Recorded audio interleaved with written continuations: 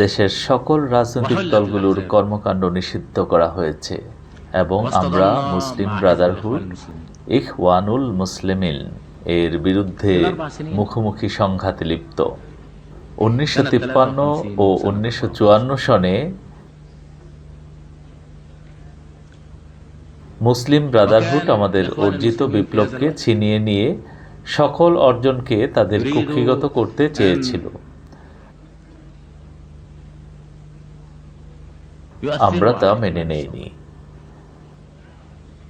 তখন মুসলিম ব্রাদারহুড আমাদের বিরুদ্ধে সর্বাত্মক যুদ্ধ ঘোষণা করে এবং প্রথমেই আলেকজান্দ্রিয়াতে 1954 সালের 26 অক্টোবর আমাকে হত্যার প্রচেষ্টা চালায়।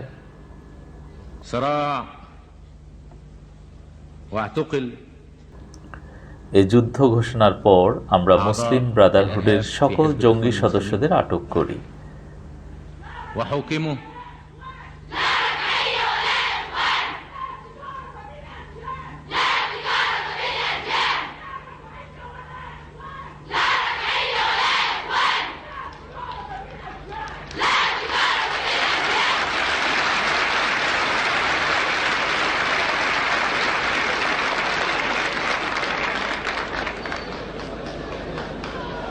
في سنة 54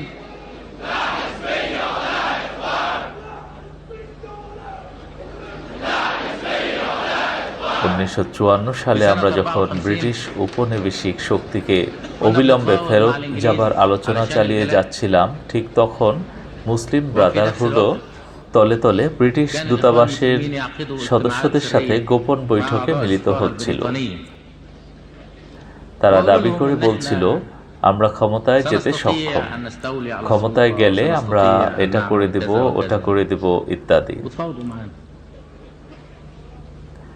এসব ঘটনা তখন ঘটছিল যখন আমরা ব্রিটিশ উপনিবেশিক শক্তির সাথে আলোচনা চালিয়ে যাচ্ছিলাম। সে সময়ে মুসলিম ব্রাদারহুড কোনোভাবেই একটি দেশপ্রেমিক দল হিসেবে আচরণ করেনি।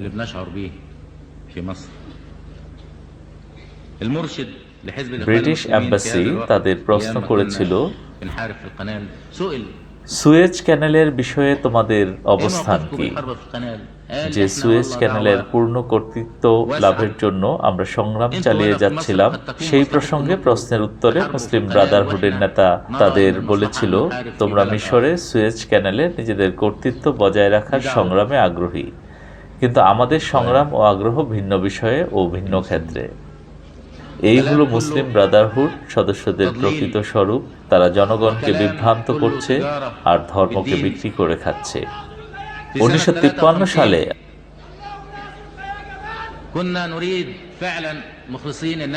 আমরা আন্তরিকভাবেই তাদেরকে সঙ্গে নিয়ে দেশ গড়ার কাজ করতে এবং তাদেরকে সুপথে ফিরিয়ে আনতে চেয়েছিলাম।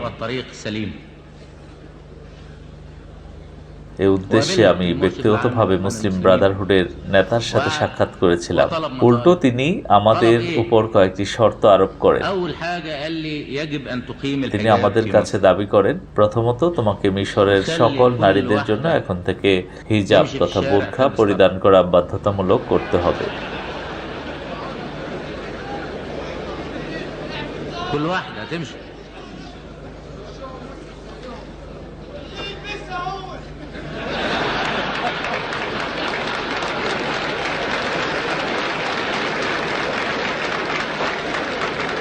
وأنا قلت له يعني إذا الواحد قال هذا الكلام بيقولوا رجعنا لأيام الحاكم بأمر الله اللي كان بيخلي الناس ما يمشوش بالنهار ويمشوا بالليل. وأنا في رأيي إن كل واحد في بيته هو اللي ينفذ هذا الكلام. তিনি বলেছিলেন, এটা নাকি নেতা হিসাবে আমারই দায়িত্ব। আমি এই নেতাকে সম্মান প্রদর্শনপূর্বক বলেছিলাম, আপনার নিজেরই এক মেয়ে মেডিকেলে পড়ে, সে কিন্তু বোরখা পরে না, আপনি কেন তাকে বোরখা পরাতে পারছেন না?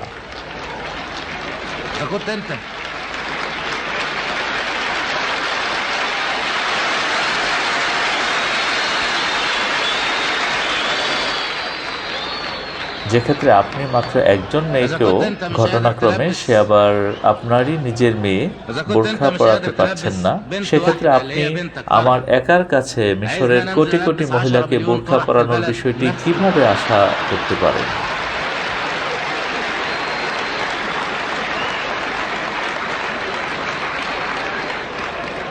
بعدين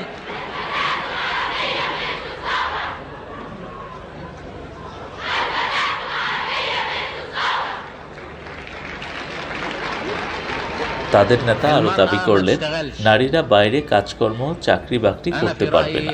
আমি বললাম, নারীদের চাকরি বা কাজকর্ম করার সুযোগ দিলে তাদেরকে নিপীড়ন ও নির্যাতনের হাত থেকে রক্ষা করা যায়। আমরা সবাই এদেশের সুস্থ অসুস্থ হত দরিদ্র মহিলাদের দুর্দশা ও কষ্টের নানা ধরনের ঘটনা জানি। এরা সবাই জীবন সংগ্রামে লিপ্ত।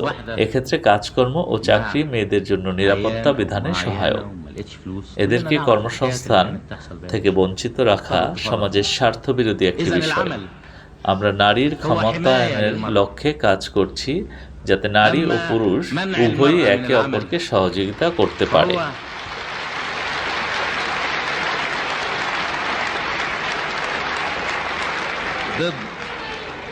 এই নেতার শর্তারোপ ও দাবি দেওয়ার তালিকা এখানেই শেষ নয়। তিনি আমাদের কাছে দাবি করে বললেন, দেশের সকল সিনেমা হল ও থিয়েটার ইত্যাদি বন্ধ করতে হবে, অর্থাৎ দেশকে অন্ধকারের গহ্বরে ঠেলে দিতে হবে। স্বাভাবিক কারণেই মুসলিম ব্রাদারহুডের দাবি পূরণ করা আমাদের পক্ষে সম্ভব হয়নি। তারা আমাদের বিরুদ্ধে সর্বাত্মক যুদ্ধ ঘোষণা করেছিল।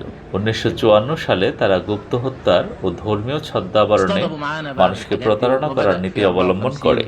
এর ফলশ্রুতিতে মুসলিম ব্রাদারহুডের কিছু সংখ্যক সন্ত্রাসীর বিপ্লবী পরিষদ কর্তৃক তদানীন্তন মিশরীয় সরকার প্রতিষ্ঠিত আদালতে শাস্তি হয়। এসব ঘটনা মিশরের শাসনতন্ত্র প্রণয়নের পূর্বে ঘটেছে। নতুন সংবিধান বলবৎ করার সময় আমরা তাদেরকে সাধারণ ক্ষমার আওতায় কারামুক্ত করার সিদ্ধান্ত নিয়েছিলাম। আমরা বিশেষ আইন প্রণয়ন করে তাদেরকে কাজে যোগদানের সুযোগ করে দিয়ে তাদের যাবতীয় বকেয়া বেতন ভাতা প্রদান ও পদোন্নতির ব্যবস্থা রেখে সকল ক্ষেত্রে তাদের অধিকার নিশ্চিত করে দিয়েছিলাম।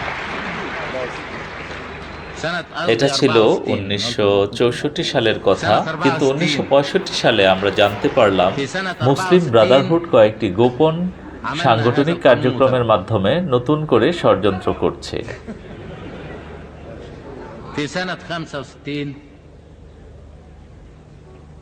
এরা দেশের গুরুত্বপূর্ণ স্থাপনাগুলোর উপর আক্রমণ শুরু করল। আমিও এদের আক্রমণের লক্ষ্যস্থল ছিলাম। এই পৈশাচিক ষড়যন্ত্র অনুযায়ী মিশরের সকল নাগরিক কাফের আখ্যায়িত হবে। যেহেতু তারা মুসলিম ব্রাদারহুড তথা ইসলামী ভ্রাতৃত্বের সদস্য, তাই তাদেরকেই রাষ্ট্র ক্ষমতা দখল করে এ বিষয়ের নিশ্চয়তা বিধান করতে হবে। কোনো মানুষের নয়, কেবল আল্লাহর শাসন যেন দেশে প্রতিষ্ঠিত হয়। এ দাবি যদি মেনেও নেওয়া হয়, তবুও প্রশ্ন উঠে, একজন নবী ছাড়া আল্লাহ কিভাবে দেশ শাসন করবেন? আমরা জানি ইসলামের প্রাথমিক যুগে সার্বিক কার্যক্রম পরিচালনায় ছিলেন একজন নবী সাল্লাল্লাহু আলাইহি ওয়াসাল্লাম। তাদের কথা হলো, আমরা সুন্নি প্রতিনিধিদের কথা মানি না, আমরা সংসদীয় সিদ্ধান্ত মানি না, আমরা কেবল আল্লাহর শাসন চাই। প্রশ্ন হলো, দেশে আল্লাহর শাসন প্রতিষ্ঠা করবে কে? তাদের মতে কেবল তারাই। এর অর্থ দাঁড়ালো, তাদের গুরু হচ্ছেন একজন নবী, আর আমরা সবাই হলাম কাফের। সকল আরব দেশ যারা আজ মুসলিম ব্রাদারহুডকে সাদরে গ্রহণ ও বরণ করছে, তারাও, এমনকি সেসব দেশের শাসক ও নাগরিক সবাই কাফের। তারা আমাদের কাছে একথাই বলেছে, একমাত্র তারাই মুসলমান। স্বাভাবিক কারণেই তাদেরকে গ্রেফতার করা হয়েছে।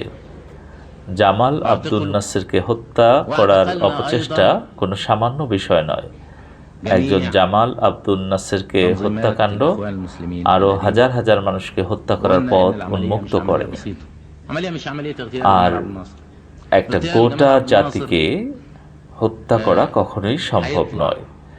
যে প্রেক্ষাপটই ولكن اغتيال الشعب لا يمكن ان হোক, احنا আমরা نقبله মুসলিম ব্রাদারহুডের ধ্বংসাত্মক কর্মকাণ্ড, তাদের স্বৈরাচারী আচরণ, والتدمير আল্লাহর শাসন প্রতিষ্ঠার ثم নামে প্রচারিত الفاشستية اللي بينادوا দর্শনকে بيها আর جنهم সহ্য করতে بيحكموا পারি না। باسم الله বিশেষ করে ঘৃণা ও জিজ্ঞাসা وهم في তাদের هذا মূলনীতি لا সাব্যস্ত হয়ে ينفذوا যাবার পর, أي شيء ولا অতএব يقصدوا যে أي شيء সকল إلا সদস্য أن يكون এসব فيه গোপন সংস্থার সাথে فاشيست জড়িত, আমরা ইতোমধ্যে তাদের ইতিবৃত্ত খুঁজে বের করা আরম্ভ করেছি। এদের যাবতীয় গোপন সংস্থা প্রধানদের এবং বিপজ্জনক সকল সদস্যদের প্রত্যেকের বিরুদ্ধে একই ব্যবস্থা নেওয়া হবে। الناس 1964 সালে যাদেরকে কারামুক্তি দেওয়া হয়েছিল তাদেরকে ছাড়া বাকি সবাইকে দ্বিতীয়বার সুযোগ في দেওয়ার هذه জন্য التنظيمات কারামুক্তি السرية দেওয়া হবে। كلهم حيتقدموا المحاكمة অনেক হয়েছে, আর না।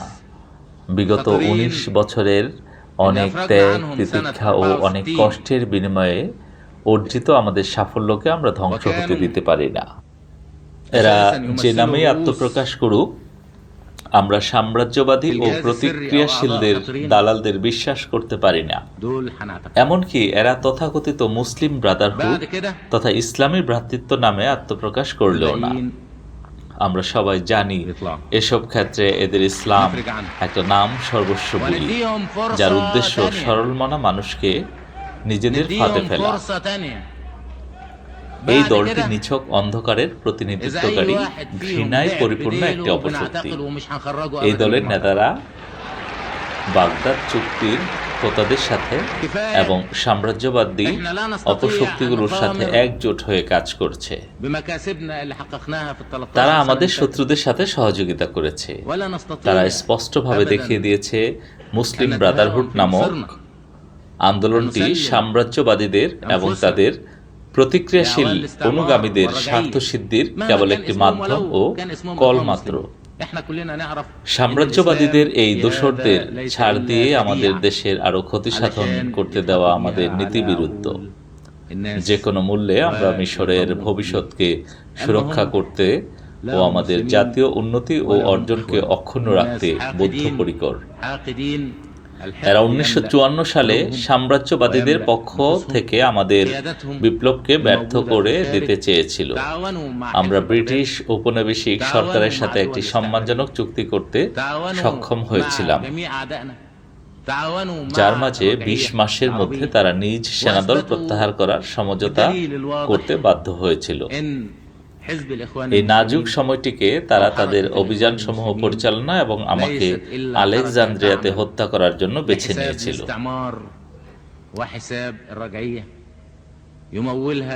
আমরা এদেরকে সম্পূর্ণভাবে পরাস্ত করতে ও থামিয়ে দিতে পেরেছিলাম। আজ মিশরের জনগণ মুসলিম ব্রাদারহুডকে ঘৃণাভরে প্রত্যাখ্যান করেছে, কেননা জনগণ এদেরকে ভালোভাবে চেনে। আমরা তাদেরকে দ্বিতীয়বার একটা সুযোগ দিয়েছিলাম, কিন্তু তারা সেটিকে কাজে লাগায়নি। আমি আগেই বলেছি, পোর্ট সাইদের যুদ্ধের অর্থাৎ 1956 সালের যুদ্ধ আগের 4 বছর সময়টিতে মিশরীয় বিপ্লব বিরোধী শত্রুরা আমাদেরকে সার্বিকভাবে দুর্বল করতে এবং বিপ্লবকে স্তিমিত করতে সর্বাত্মক চেষ্টা চালিয়েছিল, কিন্তু তারা পারেনি। মিশরীয় জনগণ দুর্বল হয়নি, আত্মসমর্পণও করেনি।